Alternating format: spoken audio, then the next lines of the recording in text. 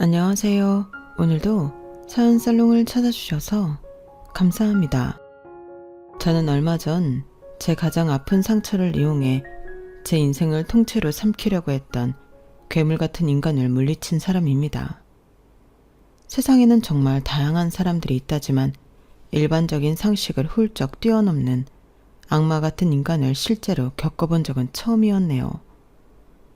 돌이켜 생각해보면 조상신이 도와주셨다고 밖에 생각할 수 없을 정도로 절대절명의 순간에 제 삶을 구원받게 되어 얼마나 다행인지 몰라요. 그 일을 통해 저는 스스로의 마음을 잘 돌보고 항상 그 순간을 감사하는 마음으로 앞으로의 인생을 살아야겠다는 다짐을 한답니다. 제 소개를 먼저 하자면 저는 심리센터에서 아픔을 가지고 오는 청소년들과 상담을 해주는 사람이에요. 제가 이 일을 하게 된 데에는 남모를 사연이 있었는데요. 원래 저는 평범한 부모님과 3살 터울의 오빠가 있는 집에 막내딸로 자랐어요. 오빠는 가끔 서로 생존이나 확인할 뿐 별 다른 말은 안 하는 요즘 말로는 현실남매 그 자체랍니다. 대학을 졸업한 이후 혼자 사는 저는 새벽이라는 이름의 고양이를 키우고 있어요. 이름을 새벽이라고 지은 이유는 파란색 눈과 회색 털이 너무 예뻐서 그 이름과 잘 어울렸기 때문입니다. 일 때문에 바쁘더라도 한 달에 한 번은 가족들과 만나 식사를 하고 금요일 저녁이면 자주 직장 동료들과 불금을 즐기곤 하고요. 별다른 약속이 없으면 집에서 새벽이와 함께 영화를 즐기는 그런 평범한 생활을 하고 있어요. 새벽이가 다른 고양이들과 다르게 애교가 많고 얌전한 개냥이라 저에게는 둘도 없는 친구죠. 이런 저에게 조금 특이하다면 특이한 점이 하나 있는데 제가 연애를 잘 못했다는 것이에요. 대학교 때 동아리 선배를 3개월 사귀어봤던 거 말고는 남자를 만나본 적이 없었죠. 왜냐하면 저에게는 새로운 사람을 만나는 것이 큰 스트레스이기 때문입니다. 세상에 낯을 가리는 사람은 많지만 저는 그중 유난스럽게도 새로운 만남을 버거워하는 편인데요. 그 이유는 제가 고등학교 때 심한 학교 폭력을 당했었기 때문이에요. 그때 일로 저는 고등학교를 자퇴하고 검정고시를 봐서 대학을 갈 수밖에 없었죠. 그리고 대학을 가서도 제 또래의 아이들을 만날 때마다 극도로 긴장하느라 제대로 동기들과 친해질 수도 없었어요. 그런 저를 돕기 위해 저희 부모님은 거액의 돈을 지불하면서까지 꾸준히 상담 치료를 받게 도와주셨어요. 저희 가족이 부유하지도 않고 그저 평범한 가정이었는데도요. 덕분에 저는 20대 중반이 넘어갈 때쯤 사회생활하는데 무리 가지 않은 정도로 상태가 좋아질 수 있었답니다. 그로 인해 제가 어렸을 때부터 꿈꿔왔던 상담 치료사가 될 수 있었고요. 저는 항상 과거의 저와 같은 아픔을 가진 친구들을 돕는 일을 하고 싶었거든요. 이렇듯 정상적인 사회인이 되는 것도 저에겐 상당히 오랜 시간과 노력이 들었기 때문에 연애까지 챙길 수가 없었던 거예요. 여전히 저는 그래야만 하는 상황이 아닌 이상 새로운 사람을 만나는 걸 선호하진 않았거든요. 30이 가까워져 갈수록 저는 제 인생에 결혼은 없는 거구나 하고 포기한 채로 살았어요. 그나마 직장 동료들과 잘 지내는 걸 다행으로 여기면서요. 그러다가 한 남자를 만나게 되었던 겁니다. 그 사람은 저희 센터 내 경비 업무 및 CCTV와 같은 보안 기기들을 관리하는 보안업체 직원이었는데요. 늘 저와 마주칠 때마다 인사를 하던 사람이었어요. 항상 먼저 눈을 마주치면서 인사하니 자연스럽게 안면이 트이게 되었고 그렇게 수개월이 지난 뒤에는 조금씩 안부도 묻고 대화도 하게 되면서 친해지게 되었죠. 그 모든 과정이 굉장히 천천히 진행됐기 때문에 새로운 인연을 잘 못 만드는 저도 자연스럽게 그 사람에 대해 알아갈 수 있었어요. 나중에 알고 보니 다른 사람들은 그 사람이 저에게 관심이 있어서 친해지라고 애써왔다는 걸 전부 알고 있었더라고요. 제가 남자친구가 생겼다고 했을 때 직장 동료들은 하나도 놀라지 않고 오히려 왜 그렇게 오래 걸렸냐는 반응들 뿐이었죠. 드디어 사겨? 아, 오래도 걸렸다. 뭐야, 내가 그 사람이랑 사귈 거 알고 있었어? 누가 모르냐? 옛날부터 그렇게 티내고 다녔는데. 뻔히 다른 사람이랑 같이 있어도 너한테만 꼬박꼬박 인사하고 갔잖아. 그래? 나는 계속 같이 식사하자고 해서 그때 나 좋아하나 싶었는데. 야, 그때 우리는 숨 넘어가는 줄 알았어. 참나. 과장님들은 내기도 했다고? 뭐? 내기? 그래, 이번 달에 사기나 다음 달에 사기나 내기하셨다더라. 근데 대부분 내년에 사귀는데 걸었어. 참나, 나도 눈치 있거든. 뭐래, 너 되게 없거든. 동료들은 저더러 눈치가 없다며 한동안 놀렸지만 어쨌든 좋은 사람을 만나 다행이라면서 저의 연애를 축하해 주었어요. 실제로 그 남자는 정말 괜찮은 남자였어요. 저보다 1살 어린 나이였음에도 연하남으로 느껴지지 않을 정도로 젠틀하고 성숙한 사람이었죠. 경비업체에서 일을 해서 그런지 듬직한 느낌도 있었어요. 가끔은 우유부단한 저를 대신해 강단 있는 모습도 보였죠. 거절을 잘 하지 못해 이 일 저 일 모두 떠맡아야 했던 제가 그 남자의 말을 듣고 시킨 대로 행동했더니 더 이상 저에게 과한 업무를 시키지 않아서 놀랐던 적도 있었고요. 자기 말대로 거절하니까 정말로 그 다음부터는 나를 잘 안 부르셔. 거봐, 내 말이 맞지? 정중하고 예의 있게 말씀드리면 다 된다니까.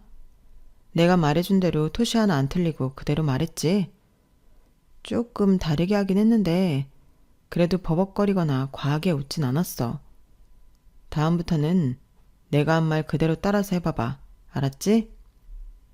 시간이 지나면서 저는 점점 더 그 남자에게 의존하는 일이 많아졌고 그 남자는 그런 저를 귀찮아하는 티 하나도 없이 다 받아주었어요. 그뿐만이 아니라 제 과거의 트라우마까지도 전부 품어주었죠. 그러다 보니 저희는 1년 만에 급속도로 깊은 사이가 되었는데요. 제가 알지도 못하는 사이 어느새 그 남자는 하나부터 10까지 제 생활 전부를 진두지휘하고 있었어요. 집에 도착했지? 오늘은 밀가루 먹지 말고 집밥 먹어. 쌀 주문한 거 아직 안 왔는데 밀가루 말고 한식으로 배달시켜 먹을게. 그러게 미리미리 시켜놨어야지. 내가 그런 것들은 떨어지지 않게 늘 미리 준비하라고 했잖아. 알았어, 미안해. 그럼 어떻게 해? 마트에 가서 작은 사이즈라도 얼른 사와. 오늘은 꼭 밥 해 먹어. 알았지? 왜 그렇게까지 해야 돼? 오늘만 배달시켜 먹고 다음엔 집에서 밥 해 먹을게. 내가 시키는 대로 하라고. 넌 내가 왜 그렇게 게을러? 평생 그렇게 살 거야? 평소 잘 지내다가도 어쩌다 한 번씩 제가 그 남자가 하라는 대로 하지 않을 때면 저희는 크게 싸우게 되었고요. 그 남자는 오히려 큰일에는 화를 거의 내지 않았고 작고 일상적인 부분에서 갑자기 크게 화를 내는 경우가 잦았거든요. 처음에는 그 남자의 그런 모습에 놀라기도 하고 상처를 받기도 했어요. 그래서 저도 질세라 언성을 높이면서 싸우곤 했었죠. 하지만 그 남자가 저에게 요구하는 행동은 생활비를 고정하라거나 몸에 나쁜 음식을 먹지 말고 주기적으로 운동을 하라는 등 항상 저를 위해주는 내용들 뿐이었어요. 저도 그걸 알았기 때문에 종국에 사과를 하게 되는 쪽은 언제나 저였죠. 제가 사과하면 그 남자는 언제나 곧바로 화를 풀면서 자신의 의도를 강조했어요. 내가 다 너 잘 되라고 얘기한 거란 말이야. 어? 내가 너한테 시키는 일 중에 나 잘 되라고 말하는 게 하나라도 있어? 유미쌤이랑 거리 두라고 했던 것도 결국 내 말 안 들었으면 큰일 날 뻔했잖아. 내가 한 말들 나중에 보면 다 옳은 말들 뿐이었잖아. 안 그래? 그 남자가 그렇게 말할 때마다 저는 할 말이 없었죠. 정말로 그 남자의 말이 다 맞다고 생각했기 때문이에요. 심지어 제가 키우는 고양이 새벽이 정기검진 날짜를 그 남자가 시킨 대로 앞당겨 갔다가 하마터면 큰 병이 날 뻔한 걸 초기에 잡을 수도 있었으니까요. 그렇게 저는 그 남자와의 연애를 이어갔고 약 2년간의 연애 끝에 저희는 결혼을 약속하게 되었답니다. 그 남자는 한강이 훤히 내려다 보이는 호텔방에서 장미꽃잎을 깔아놓고 저에게 로맨틱한 프로포즈를 해주었어요. 정화야, 내가 앞으로 평생 너 안 아프게 지켜줄게. 나랑 결혼해 줄래? 장미꽃 너무 예쁘다. 고마워. 앞으로의 삶에서 나랑 있기만 하면 늘 행복할 거야. 내가 약속할게. 프로포즈 받아줘서 너무 고마워. 아니야, 내가 고맙지. 케이크도 너무 예쁘다. 이렇게 멋진 프로포즈 해줘서 고마워. 저는 기쁜 마음으로 직장 동료들에게 결혼 소식을 알렸는데요.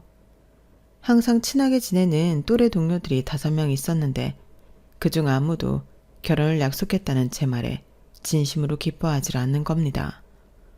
다들 어색한 웃음만 보이며 서로 눈치만 보더라고요. 그 반응에 저도 당황했고 내심 충격이었죠.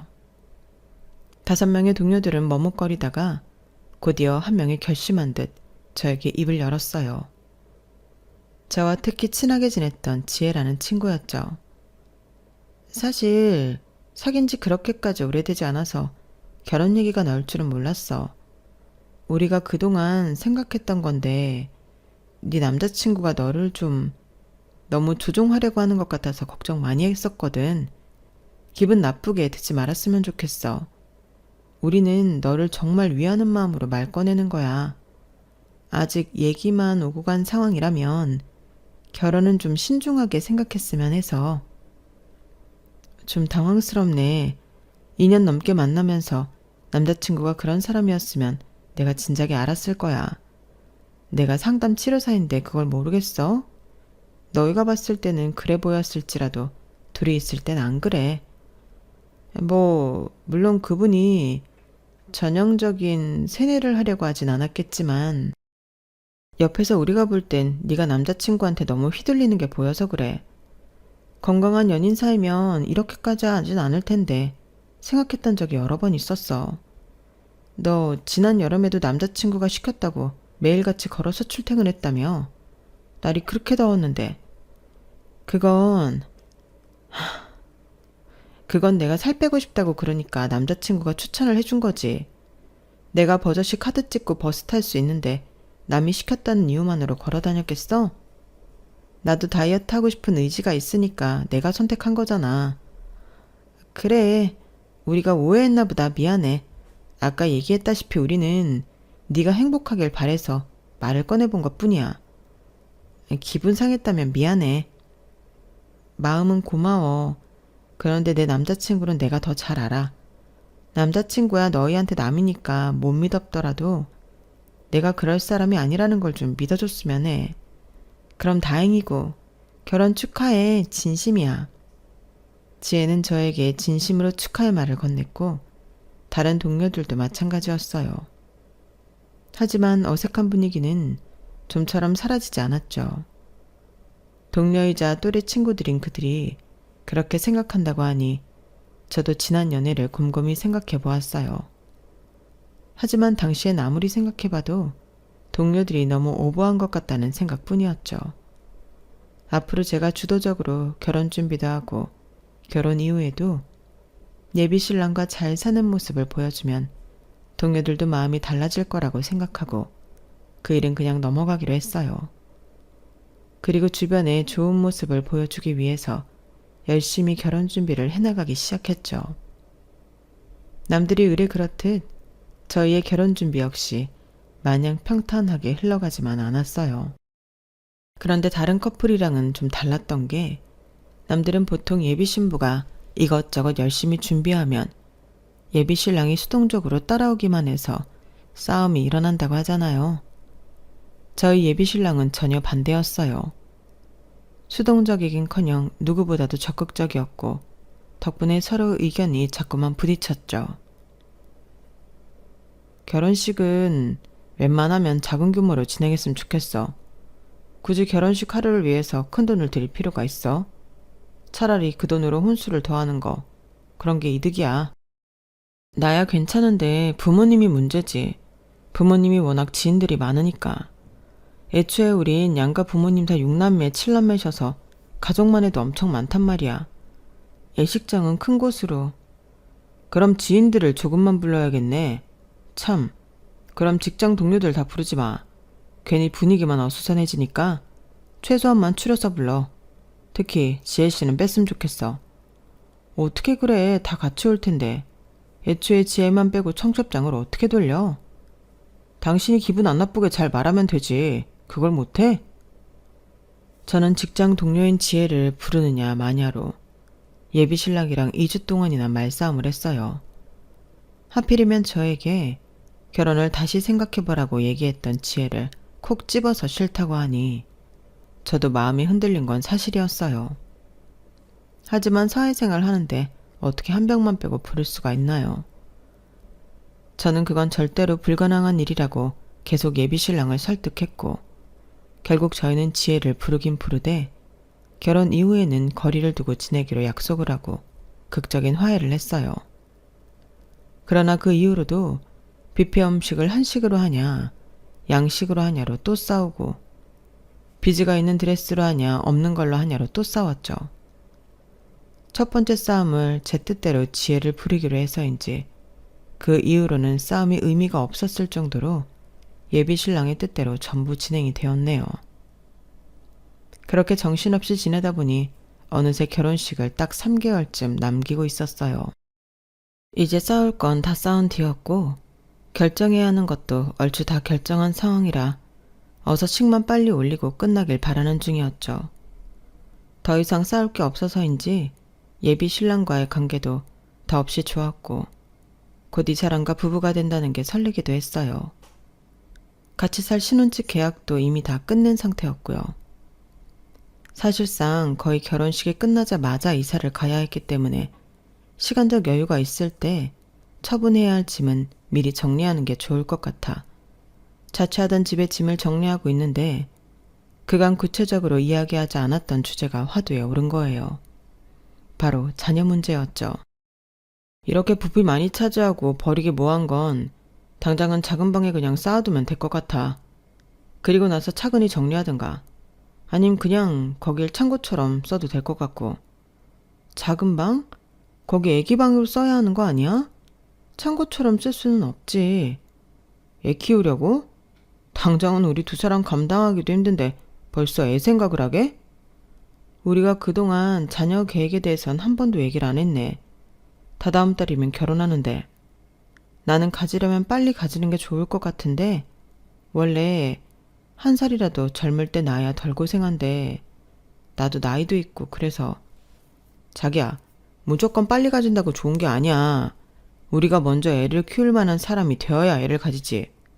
그렇게 무책임하게 무조건 빨리 가져야 하니까 애를 가지는 사람이 어딨어? 우리 둘이 합치면 월 600만 원 가까이 버는데 왜 조건이 안 돼? 충분히 할 수 있어. 임신이 되면 그때 육아 교육도 받으면 되고. 정서적인 여유를 말하는 거잖아. 솔직히 자기가 아직은 책임감이 부족한 편이잖아. 내가? 내가 왜 책임감이 없어? 우리 새벽이도 잘 키우고 있잖아. 이거 봐. 고양이 키우는 거랑 사람 키우는 거랑 같아? 그 둘을 비교하는 것부터가 자기가 아직도 정신적으로 어리다는 게 나타나는 거라고.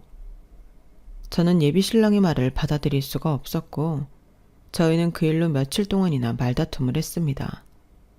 하지만 예비 신랑은 제가 과거 학폭을 당했던 트라우마까지 이야기하며 저는 아직 그때의 일에서 벗어나지 못해 정서적으로 불안정하다는 얘기를 몇 번이나 했어요. 그런 예비 신랑의 말에 저는 굉장히 화를 냈는데요. 짐 정리를 마친 뒤 약 보름쯤 뒤에 끔찍한 일이 벌어지는 바람에 화를 냈던 것도 전부 잊혀지고 말았어요. 어느 날 집으로 돌아왔는데 제가 키우는 고양이 새벽이가 사라진 것이었어요. 눈에 안 보이더라도 집안 어딘가 있다면 사료랑 물이 전부 비워져 있어야 했는데 그것도 전부 그대로였고 집에 설치해둔 카메라는 거실과 안방만 보고 있어서 현관문이나 창문은 보이질 않았거든요. 그래서 새벽이가 언제 나간 건지 감도 잡을 수가 없었죠. 패닉 상태에 빠진 저는 예비 신랑에게 곧바로 전화해 이 일을 알렸고 곧바로 달려와준 예비 신랑과 함께 집 안과 근처 건물을 샅샅이 뒤져보아도 결국 새벽이는 찾을 수 없었어요. 9년이나 함께했던 새벽이를 그렇게 잃고 나니 저는 엄청난 상실감과 우울증에 빠지고 말았죠. 새벽이는 드레스룸에 있는 창문으로 나간 것 같은데 왜인지 모르게 방충망이 모두 열려 있더라고요. 저는 그동안 내가 방충망이 어디 열려 있는 줄도 모를 정도로 집안 관리를 제대로 못하고 있었다는 점에서 죄책감이 굉장히 심하게 들었어요. 또 안락한 집을 놔두고 새벽이가 밖으로 나가 돌아오지 않았을 정도로 내가 좋은 주인이 아니었나 하는 자괴감도 들었고요. 혹시 잠깐만 나갔다 오려고 했는데 큰 변을 당했나 하는 불안감까지 들면서 그야말로 지옥 같은 나날을 보내고 있었습니다. 예비 신랑은 그런 저에게 매일같이 찾아와 곁을 지켜주며 달래고 위로해 주었어요. 사람이 실수할 수도 있지. 괜찮아. 이제 더 생각하지 마. 이미 지나간 일은 어쩔 수 없잖아. 애가 사라진 것도 아닌데. 내가 자취 시작할 때 제일 먼저 생긴 친구가 새벽이었단 말이야. 다 내 잘못이야. 내가 요즘 결혼식 준비하느라 너무 정신이 없어서 이런 정신으로 애는 어떻게 키우지? 애는 말고 다른 고양이를 키우면 되지. 신혼집으로 이사하면 그때 다른 고양이를 분양받자. 다음 고양이한테는 더 잘해줄 수 있을 거야. 자기 말이 맞아. 나는 너무 책임감이 없어. 애를 먼저 안 가진 게 너무 다행이야. 괜찮아. 이 다음 고양이 키울 때는 내가 잘 도와줄게. 예비 신랑의 극진한 위로 덕에 저는 그나마 일상을 조금씩 되찾을 수가 있었죠. 소식을 들은 회사 동료의 진심 어린 위로도 큰 힘이 되었고요. 근데 다들 저를 위로하는데 한 친구가 고개를 갸웃거리며 이런 질문을 하더라고요. 그런데 고양이가 방충망도 열 수가 있나? 구조가 발톱으로 찢어버렸다면 또 몰라. 그걸 고양이가 직접 열고 나갔다고? 아니면 내가 어떻게 하다가 실수로 열었을 수도 있지. 에이, 살면서 실수로라도 방충망 열고 사는 사람이 어딨냐? 고양이가 직접 연 거 아니면 설명이 안 되지. 제 말이 맞아. 정한 이 잘못은 절대 아닐 거야. 고양이가 직접 열 수도 있지 않을까? 요즘 인터넷에 올라오는 거 보면 고양이들이 막 이불 정리도 하고 도어랑 문도 열던데? 맞아, 그럴 거야. 고양이들 엄청 똑똑해. 전단지 같은 거 붙였어? 이미 방방곡곡 다 붙였지. 그런데 연락이 오는 사람이 없어. 너무 나쁘게만 생각하지 마. 어디선가 잘 살고 있을지도 모르지. 요즘은 막 길고양이한테 밥 주는 사람들도 많은데. 민영이 말이 맞아. 최대한 긍정적으로 생각하고 힘내. 곧 결혼하는데 기운 차려야지. 이제 한 달 남았잖아. 그 사이에 새벽이가 안 들어올까봐 걱정이야. 곧 내가 이사 가니까. 마음이 초조했지만 친구들의 말처럼 결혼식이 한 달밖에 안 남았으니 마냥 슬퍼하고 있을 수만은 없었죠. 저는 계속해서 이사 준비를 하고 결혼식 준비를 하면서 시간을 보냈어요. 결혼식이 코앞에 다가오니 또 이것저것 챙길 게 많더라고요. 축가를 불러주기로 한 지인과도 만남을 가지고 사회자도 정하고 예식 순서에 따른 이것저것을 준비해야 했거든요. 그러다 보니 어느덧 결혼식 날이 다가왔습니다. 저는 전날부터 심장이 쿵쾅거렸죠. 아예 전날부터 예비 신랑과 있다가 다음날 새벽부터 강남으로 이동해 헤어며 메이크업을 전부 받고 또 드레스를 입으러 가고 하루 종일 정신이 없었어요. 예식장 직원들도 돌아가면서 찾아와 별의별 거를 다 물어보고 가고 하객들도 한두 명씩 오기 시작하면서 어느새 인산인해를 이루게 되었어요. 다른 홀에서도 결혼식이 진행되니까 하객만 해도 몇백 명이 홀에 서 있었고 온 건물이 사람 소리로 가득 찬 것 같았죠. 저도 제 하객을 맞이하느라 얼굴 근육에 경련이 올 정도로 웃고 있었는데요. 한참 하객들이 몰려올 때 저희 회사 동료들이 찾아왔어요. 적당한 시간대에 와서 당연히 반가운 마음으로 맞으려고 했는데 회사 동료들의 표정이 하나같이 저승사자라도 되는 양 어두운 겁니다. 그러더니 2명의 친구가 총대를 메고 하객들을 뒤로 물리더군요. 저는 이게 대체 무슨 일인가 싶었는데 지혜가 저에게 심각한 얼굴로 다가왔어요. 왜 그래? 대체 무슨 일이야? 정화야, 너 마음 단단히 먹어? 갑자기 왜 그래, 무섭게. 네가 꼭 봐야 할 게 있어. 저기 기사님, 저희끼리 얘기 좀 하게 잠시 자리 좀 비켜주세요. 결혼식 전에 꼭 이야기해야 돼? 식 이제 20분도 안 남았어. 그 전에 네가 꼭 봐야 해. 정화야, 제발. 이거 한 번만 봐봐.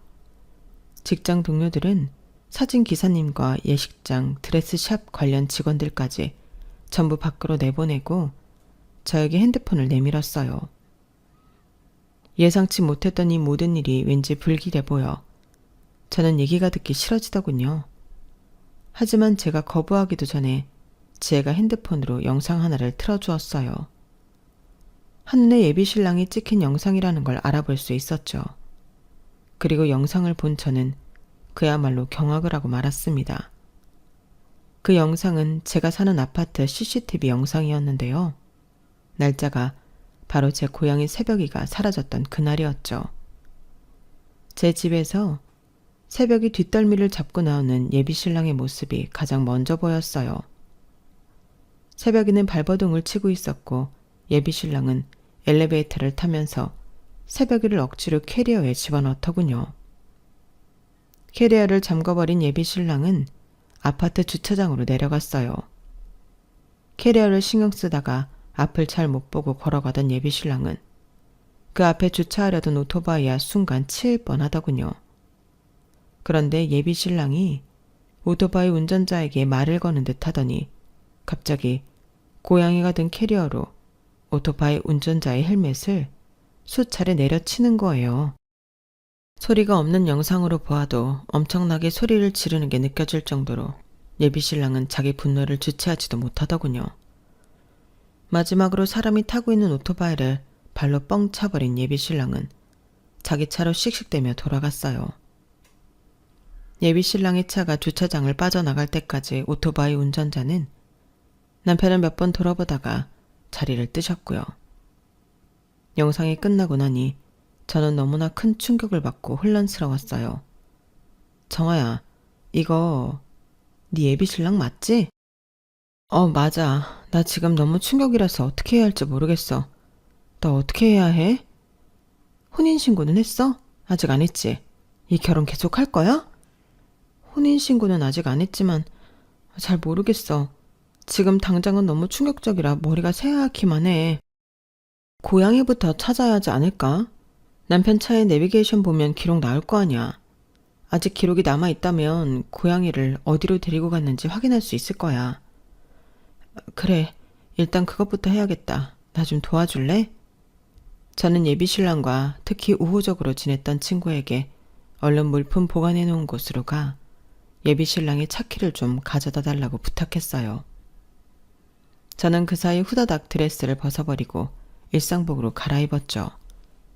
친구가 차키를 가져오자마자 저와 지혜는 주차장으로 내려갔어요. 나머지 동료 친구들은 계속 신부 대기실 문을 막고 버텨주었죠. 저희는 숨가쁘게 지하주차장으로 내려가 예비 신랑의 차를 열었어요.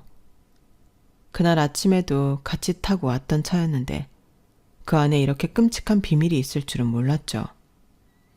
저희는 떨리는 손으로 내비게이션 기록을 확인했어요. 그 결과 CCTV 영상이 찍힌 날짜에 뜬금없이 가평 휴게소가 찍혀 있는 것을 확인했고 저희는 얼른 그 화면을 사진으로 찍었죠. 이것만 가지고 어떻게 새벽이를 찾아? 가평 휴게소에서 어디로 갔는지 안 나오는데? 블랙박스 영상 보면 되잖아. 이건 남편 거라서 나는 이거 다룰 줄 모르는데 그냥 통째로 가져와. 지금 세세하게 볼 시간 없잖아. 그래, 그냥 뜯어가자. 저는 블랙박스를 통째로 뜯어갔고 다시 지혜와 함께 후다닥 신부 대기실로 올라갔어요. 이미 사회자가 예식이 시작되었다고 안내를 하고 있었고 신부 대기실엔 친구들이 저희를 기다리고 있었죠. 그중 특히 기계를 잘 다루는 친구가 있었는데 블랙박스를 받아들더니 작은 카드 하나를 쏙 빼고는 이것만 있으면 영상을 볼 수 있으니 저에게 걱정 말라고 안심을 시켜줬어요. 저는 친구들에게 비장한 목소리로 부탁을 했습니다. 지금 당장 결혼을 뒤엎을 거니까 제가 올라가면 아까 그 아파트 CCTV 영상을 틀어달라고요. 친구들은 알겠다며 얼른 예식장 직원을 찾으러 달려갔고 잠시 후에 신부가 입장할 차례라는 속이 멘트가 들리기 시작했어요. 그 순간에는 조금 떨리긴 했지만 모든 일들이 너무 급박하게 벌어지다 보니 평소답지 않게 제가 긴장감을 억눌러 버리더라고요. 새벽이를 생각하니 도리어 정신이 또렷해지는 것 같았죠. 예식장 직원들이 신부 화장을 하고 청바지에 티셔츠를 입은 절 보더니 눈이 휘둥그레지더군요. 저는 신랑 모르게 준비한 서프라이즈로 둘러댔고 그 차림 그대로 버진로드로 올라갔습니다. 저를 발견한 예식장 하객들은 헉 하고 놀라는 소리가 여기저기서 들려왔어요. 사람들의 웅성거리는 소리가 순식간에 퍼졌죠. 예비신랑은 벙찐 표정으로 절 봤다가 이내 굉장히 화가 난 표정으로 절 노려봤어요. 너 지금 이게 뭐하는 짓이야? 하객들 다 불러놓고.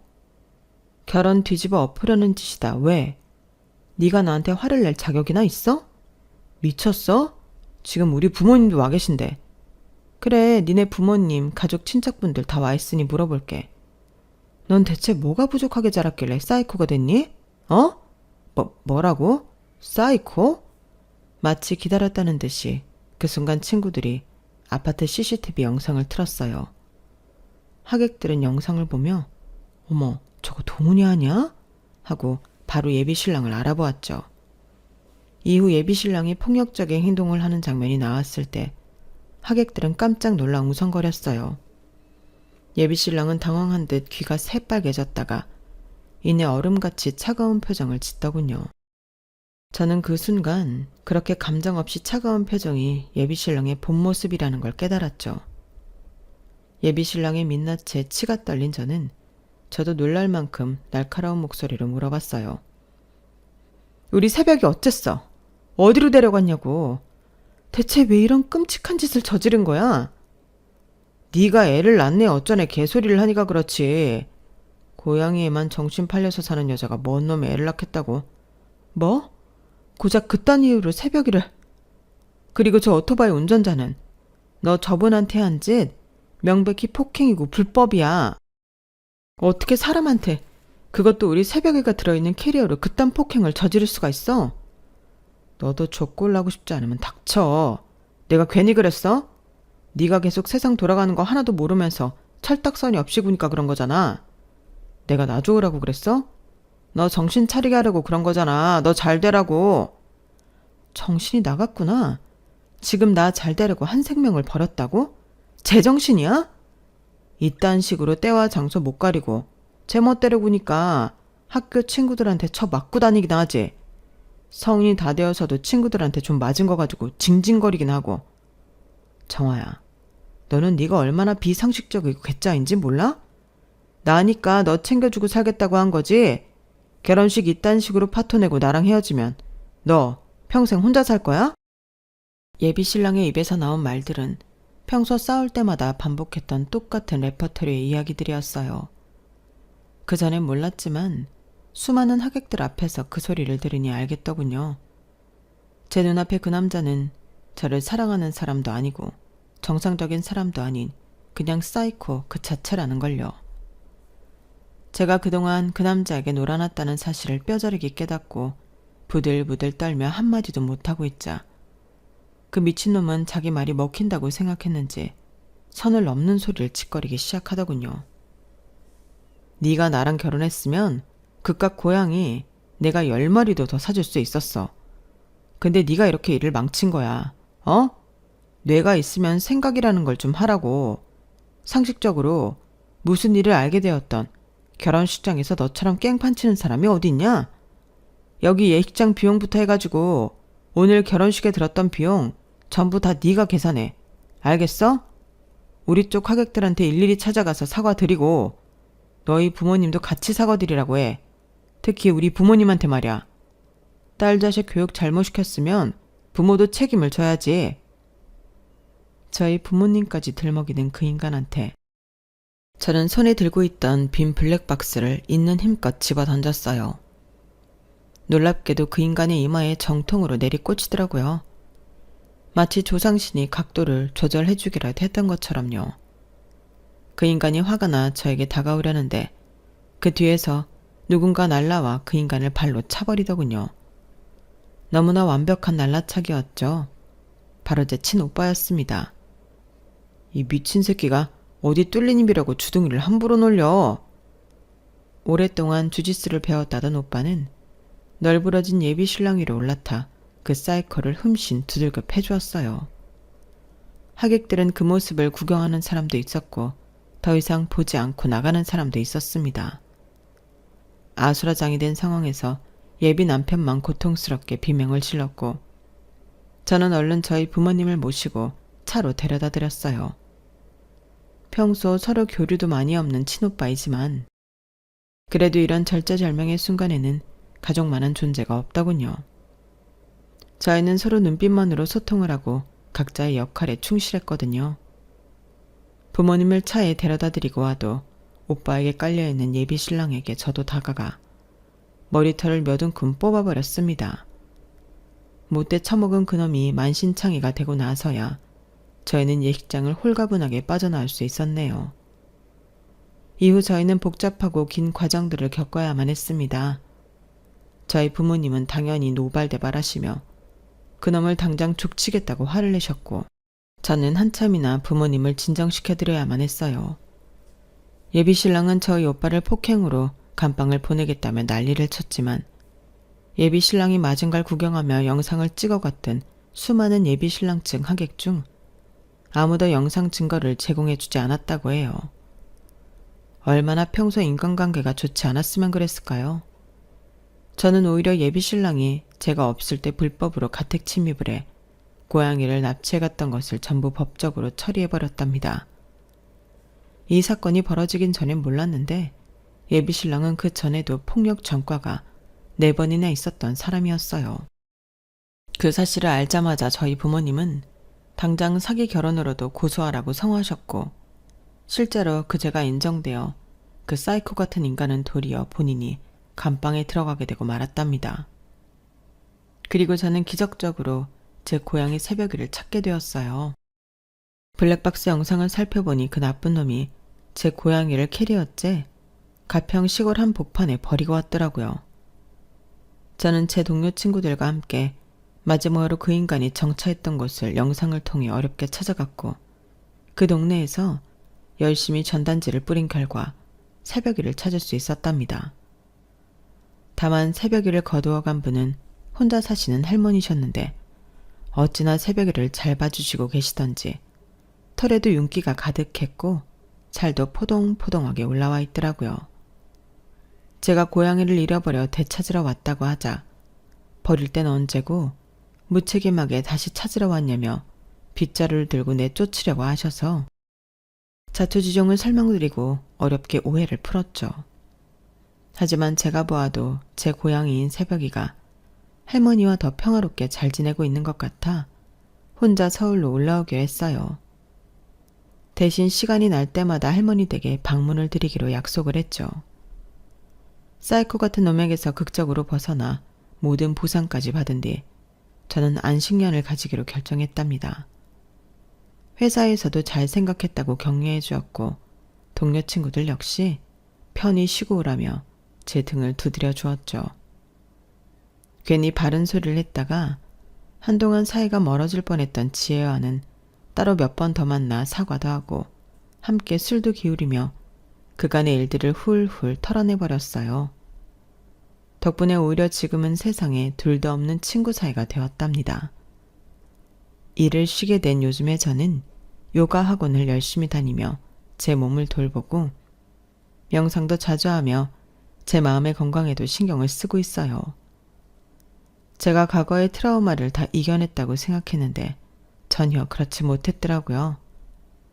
제 트라우마를 오히려 이용해서 저를 서서히 세뇌시키고 지 입맛대로 휘두르었던 악마 같은 놈에게 엮일 뻔한 만큼 마음이 유약했구나 깨달았어요.